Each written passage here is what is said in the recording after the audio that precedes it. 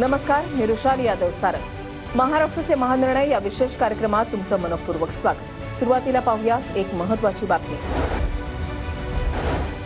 राज्यामध्ये 2.25 लाख कोटींच्या गुंतवणुकीच्या सामंजस्य करारांवर सह्या करण्यात आलेल्या आहेत। मुख्यमंत्री देवेंद्र फडणवीस यांच्या उपस्थितीमध्ये हे करार करण्यात आले। श्याम स्टील आणि JW ग्लोबल उद्योग समूहांकडून ही गुंतवणूक केली जाणार आहे। या संपूर्ण गुंतवणुकीमुळे राज्यामध्ये 3000 रोजगार निर्मिती अपेक्षित आहे। राज्य सरकार महाराष्ट्रामध्ये उद्योग उभारण्यासाठी गुंतवणूकदारांना पुरेपूर सहकार्य करत आहे। त्यामुळे राज्यामध्ये सद्यस्थितीमध्ये उद्योगांचं नवं पर्व सुरू झाल्याचं मुख्यमंत्री देवेंद्र फडणवीस म्हणाले।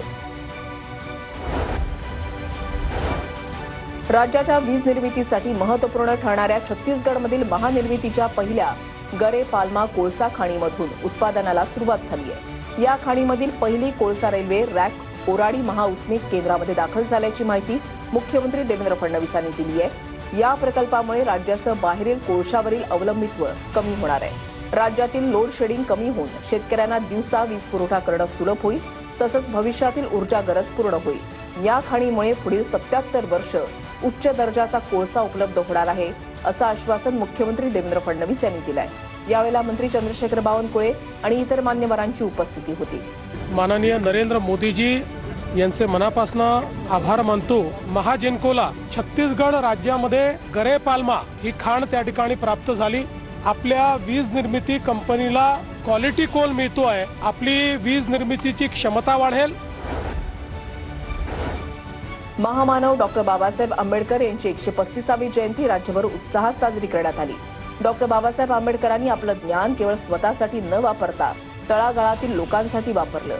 स्वातंत्र्य, समता आणि बंधुता हा त्यांचा मंत्र कायम राहील, अशी ग्वाही उपमुख्यमंत्री एकनाथ शिंदेंनी दिली आहे। इंदू मिल या ठिकाणी बाबासाहेबांचं भव्य स्मारक उभं राहत आहे। स्मारकाचं 95% काम पूर्ण झालंय। कोणतीही अडचण न येता हे काम पूर्ण होईल, असं आश्वासन उपमुख्यमंत्री एकनाथ शिंदेंनी दिलंय।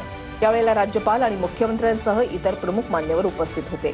शेजारी इंदू मिल जे आहे इथे अतिभव्य असं बाबासाहेबांचं स्मारक उभं राहत आहे। याचं काम झपाट्याने सुरू आहे। या ठिकाणी हे काम 95% पूर्ण झालंय। हे पूर्ण होईल त्यावेळेस याकडे जग चकित होऊन पाहिल्याशिवाय राहणार नाही। पुण्याच्या पुरंदर तालुक्यामधल्या खानवडीमध्ये ज्योती सावित्री जिल्हा परिषद शाळेचं उद्घाटन करण्यात आलं। महात्मा फुलेंच्या द्विशताब्दी जयंती वर्षानिमित्त ही अत्याधुनिक शाळा उभारण्यात आली। खानवडीमध्ये CBSE पॅटर्नवरील इयत्ता 1ली ते 12वी पर्यंतची राज्यातली पहिली जिल्हा परिषद शाळा आहे।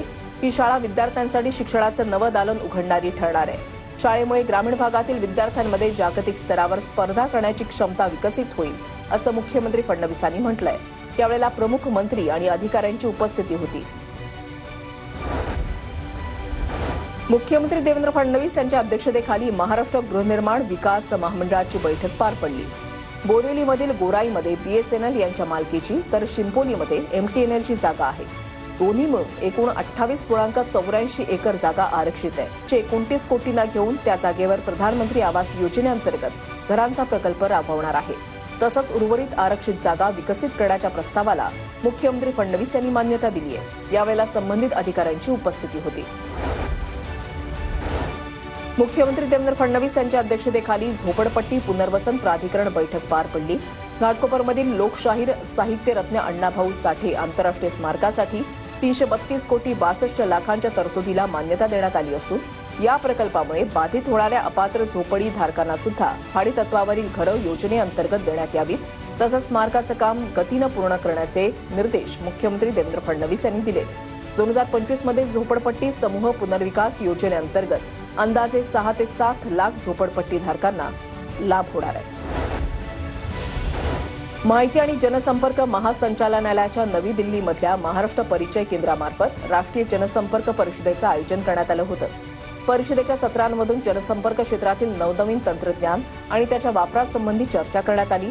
माध्यम आणि पत्रकारिता क्षेत्रामध्ये AI बुद्धिमत्तेमुळे मोठ्या प्रमाणात बदल घडत आहेत। या पार्श्वभूमीवर जनसंपर्क अधिकाऱ्यांनी दैनंदिन कामकाजामध्ये AIचा प्रभावी वापर करावा, असं आवाहन माहिती आणि जनसंपर्क महासंचालनालयाचे प्रधान सचिव ब्रिजेश सिंह यांनी केलंय। यावेळेला प्रमुख मान्यवरांची उपस्थिती होती। महाराष्ट्राचे महानिर्णय या विशेष कार्यक्रमात आता वेळ झाली इथेच थांबण्याची। नमस्कार।